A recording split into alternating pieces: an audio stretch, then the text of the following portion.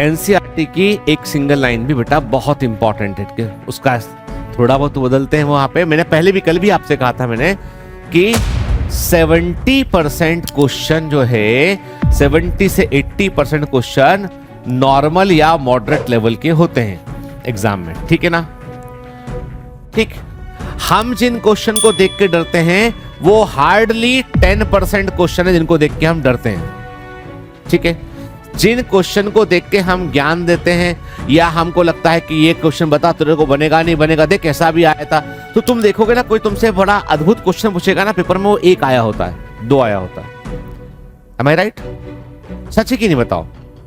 तुम्हें डराने वाला क्वेश्चन तो 3-4 ही आया होता है पेपर में। मैं मान लेता हूं कि फिजिक्स में 5 क्वेश्चन से डर जाएंगे हम, पूरे 50 से डरोगे तो फिर नीट के लायक नहीं यार, ऐसा मत, गड़बड़ मामला है। पूरे 50 से नहीं डर सकते आप, ठीक है। मतलब वो तो सरेंडर मोड हो गया कि अब तो कुछ हो ही नहीं सकता है। 5 क्वेश्चन मान लिए मैंने, है ना। केमिस्ट्री में हार्डली 3 से 5 क्वेश्चन होते हैं ऐसे, क्योंकि इनऑर्गेनिक केमिस्ट्री तो पूरा याद करने का ही होता है, कुछ है ही नहीं उसमें, ठीक है।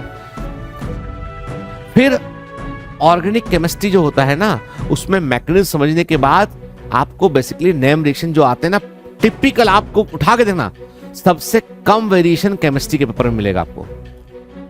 मेरी बात मत मानिए, पेपर उठा के देखिए, 6 साल का पेपर देखिए, यू विल फाइंड कि मिनिमम नंबर ऑफ वेरिएशन कहीं पर है ना, वो है केमिस्ट्री के सेक्शन में। बहुत बड़ा चेंज नहीं है, ठीक है। सबसे ज्यादा उठापटक करते हैं वो बायोलॉजी वाले हिस्से में, सबसे ज्यादा उठापटक वहीं करते हैं वो लोग, ठीक है। तो हमको प्रायोरिटीज तय करनी पड़ेगी। देखो हमारा अपना एक लिमिटेशन है, कि क्या, और हमको पता है कि हमको कहां पहुंचना है, ठीक है। तो उसके अकॉर्डिंग अपने आप को ट्यून अप कीजिए उसमें, ठीक है। मैंने पहले भी कहा है आपसे कि इस लड़ाई में what we are doing, we are training everyone, ठीक है। What you have to do, you have to train yourself. Advantage लेना है दूसरे के ऊपर आपको, कंपटीशन तो है, वो कुछ कर ही नहीं सकते उसमें तो, ठीक है ना।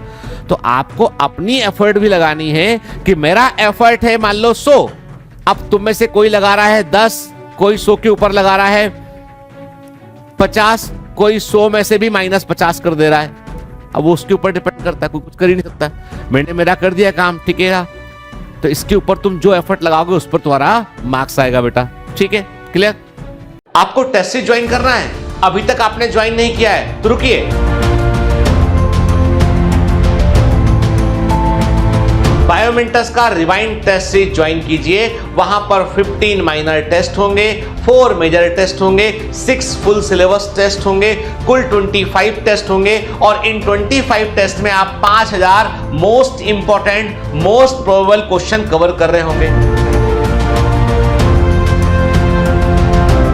टेस्ट सीरीज बहुत इंपॉर्टेंट है क्योंकि इसके थ्रू आप ये पता लगा सकते हैं कि कौन से एरिया आपका वीक है, किस तरह के क्वेश्चन को आपको प्रैक्टिस करना है, किन किन हिस्सों पर अधिक आपको ध्यान देना है। अब और कितना इंतजार करेंगे, अब आ जाइए, साथ मिलकर मेहनत करते हैं और टेस्ट सीरीज के दम पर ही हम 675 नंबर से ऊपर ला सकते हैं। लेकिन आपको ये अपने आप से प्रॉमिस करना होगा कि टेस्ट सीरीज की तैयारी आप बड़ी गंभीरता से करेंगे, एनसीईआरटी का इस्तेमाल करेंगे और अच्छे से पढ़ेंगे, तो टेस्ट सीरीज भी काफी है मंजिल को पाने के लिए।